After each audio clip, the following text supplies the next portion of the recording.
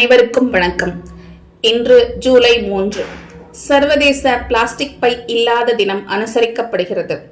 ஒரு முறை மட்டுமே பயன்படுத்தி தூக்கி எறியப்படும் நெகிழிப்பைகளின் பயன்பாட்டை குறைத்து சுற்றுச்சூழல் மற்றும் கடல்வாழ் உயிரினங்களை பாதுகாப்பது இதன் முக்கிய நோக்கமாகும்.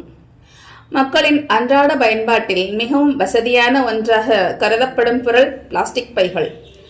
காய்கறி, பழங்கள், இறைச்சி பொருட்கள், பலசரக்கு, மளிகை பொருட்கள் என்று எது வாங்கினாலும் தூக்கிச் செல்ல மிகவும் எளிதாக இருப்பதாக மக்கள் கருதும் ஒரு பொருள் பிளாஸ்டிக் பைகள். வீட்டில் சேரும் குப்பைகளை எல்லாம் சேர்த்து வைத்து பொது குப்பை தொட்டியில் கொண்டு போய் வீசுவதற்கும் பொதுவாக மக்கள் பிளாஸ்டிக் பைகளை பயன்படுத்தி வருகின்றனர்.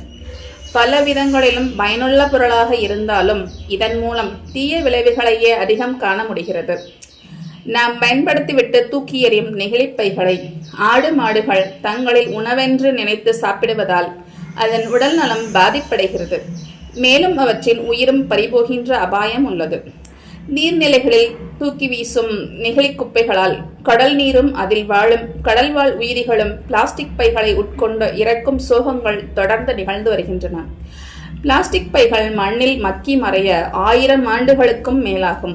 இதனால் மண் வளமும் பாதிப்பிற்கு உள்ளாகிறது.